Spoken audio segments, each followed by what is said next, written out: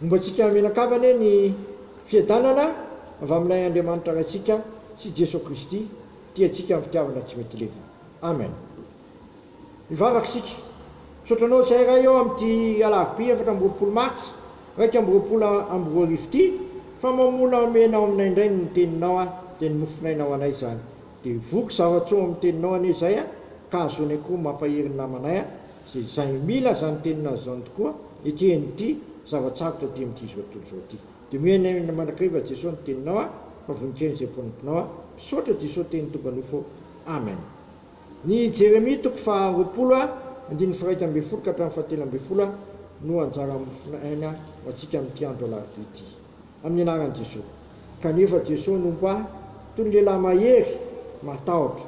Ano zany dia ho tafitoana ny mpanenjika ka tsy aresy menatra indrindra izy satria tsy endry famenarana mandrakizay zay tsy ho adinoina izany. Fa nao Jehovah tompo maro izay mamantatra ny marina ka mizaha toetra ny vo sy ny fo, hitako ny famalinao azy fa aminao no efa nanakinako ny adoko.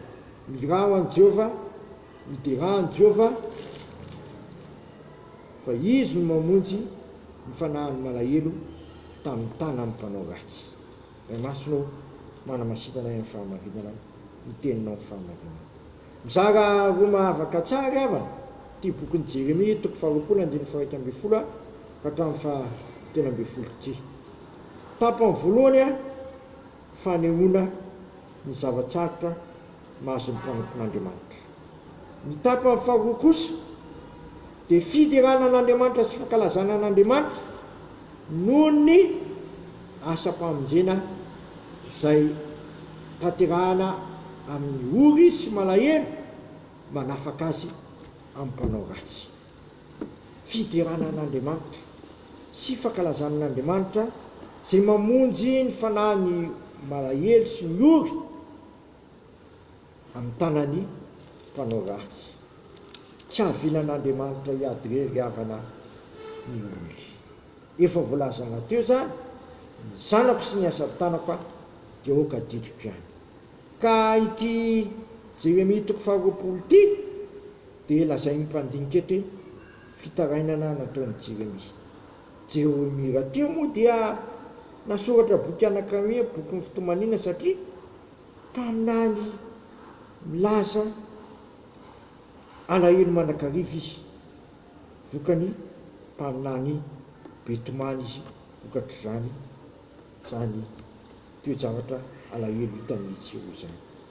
Indrindra moa ny fanambarany k'olo hoe atonga fiadanana, atonga loza ety ambony tany Jehovah fa tsy fiadanana satria ny indro rakotry ny hesina zao tontolo zao.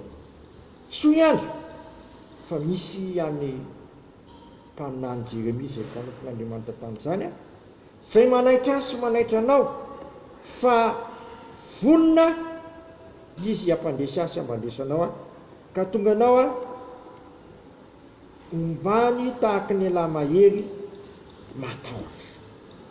Ombany tahaka ny lehilahy mahery matahotra.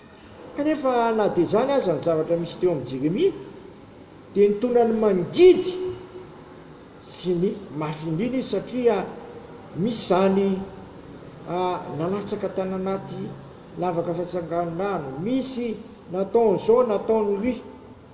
Jeremia ary vava misy ny teny hoe oko vozona ny kibo izay niterahany reniko satria ila tsy zaka mihitsy ny fampiorina sy ny fanenjerana amin'ny fijaliana azony vokatry ny fanambarana ny tenin'Andriamanitra. Soa ihany fa afaka mbola nideran'Andriamanitra izy nanao hoe miraho an Jehovah, midera an Jehovah, satria fa misy mamonjy ny fanahy malahelo amin'ny tanany mpanao ratsy. Misy ny mamonjy ny fanahy malahelo amin'ny tanany mpanao ratsy. Koa matokintsika ny Jesosy, matokintsika n'Andriamanitra raintsika, matokintsika ny fanahy masina izay mahay mampatsiaro antsika zany fahamarinana zany tenin'Andriamanitra zany.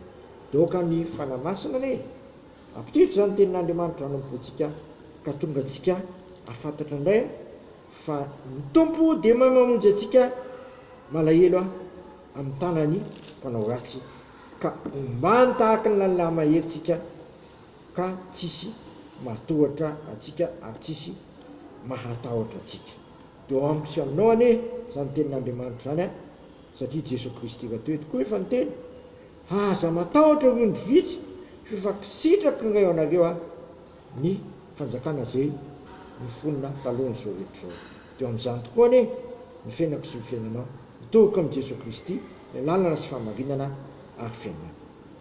Amen. Vavaka sika misaotranao zay raha eo fa tsy hahavelanao hiady rery ny olonao sy ny irakao. Hita zany eto amin'ity bokin'ny Jeremia ity fa nomana Andriamanitra tahaka ny lehilahy mahery i Jeremia.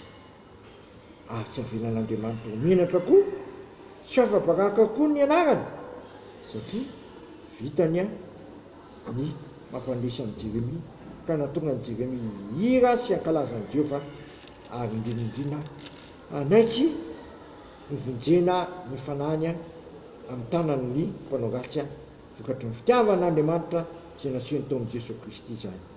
Dia amintsika rehetra anie zany tenin'Andriamanitra zany ary sika rehetra kosa mitritra tsara amin'ny Kristy mahazoantsika mandresy ny zavatsarotra rehetra. Amen.